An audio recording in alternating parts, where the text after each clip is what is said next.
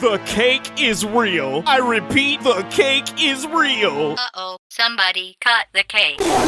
Portal was released in 2007 to critical acclaim too, and often referred to as one of the greatest games of all time. I mean, Glenn even mentioned it in The Walking Dead. Like it was fun. Like I was playing Portal. But get this, it was only developed by 10 people. A group of students who made a freeware game that impressed the president of a company so much he offered them jobs to develop the game further. That company being Valve. Yes, the people behind Half-Life, Team Fortress 2, Counter-Strike, and even Left 4 Dead. I mean, Skibbity Toilet probably wouldn't even exist if it wasn't for this legendary company who can't count past the number 2. How many times is that joke been used? I can't complain though, since a huge chunk of my childhood was dedicated to Left 4 Dead. So when I booted up Portal for the first time and heard that Valve theme slap as hard as a GameCube intro at a sleepover, I was ready. For anyone who doesn't know, Portal is a first-person shooter, kinda, but not really, puzzle platforming game, where your best friend is a cube and you're constantly being bullied by a robot. That's how dumb you sound. You're not smart. Where did your life go so wrong? Maybe Fry and Shell could trauma bond together. Oh yeah, you play as Shell. That's with a CH, not an SH. But if that last L was an I, this would be a whole different story. Fuck you, Shelly. But her name was never actually mentioned in-game because she's a, drumroll please, silent protagonist, and possibly the best one to ever exist. You heard me, Claude. Go make your cameos somewhere else. The only place you can find Shell's name is at the end, in the credits, which also says she was modeled after Alazia Glidewell, who I found out voiced characters like Alma from Fear, and certain versions of Carmelita, Crystal, and even Zero Suit Samus in Brawl. I thought that was pretty cool. On the surface, it seems Portal is nothing more than a brain teaser of fun puzzles, but it's more than that. I mean, there is no cutscenes or any voice acting besides the main AI, GLaDOS, and some turrets that beg for their life. Hey, it's me! Don't shoot!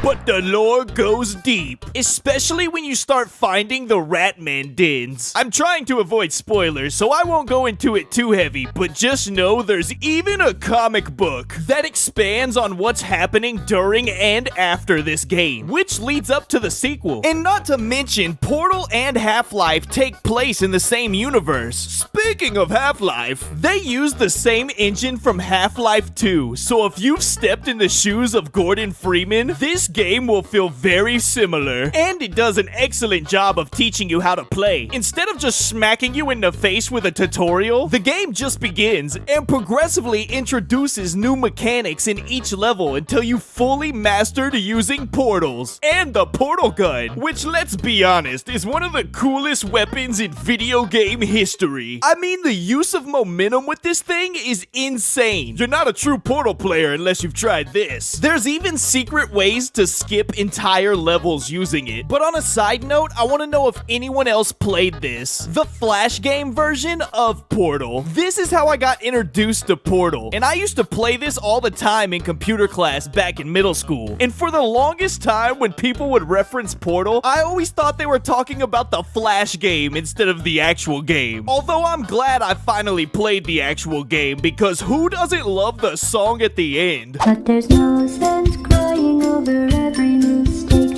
You just keep on trying till you run out of cake. Sometimes I just need to be reminded. Anyways, Portal was a great experience, even though it's really short, like less than 3 hours short. There are some challenge maps and advanced versions of the levels from the story to keep you busy afterwards, but it still doesn't add too much to the total time. Although I think it being so short is what makes this game so impressive. I mean, it left such a huge impact with everything it was able to pull off in just a few hours, on top of not even initially being released as a standalone game. It came packaged in a bundle called the Orange Box, which was mainly for Half-Life 2's single player and Team Fortress 2's multiplayer. This game was just a bonus feature, and it didn't just manage to not be overshadowed by its siblings, but it stood out even with all the games from 2007. Do you know how many series started in 2007? Wait, Shell was in LEGO Dimensions, which means she has a legit minifigure? Add to cart. I wonder if they have a statue of Shell as well. What the hell is this? Pushing up my head till I'm confident as Kanye. Success is getting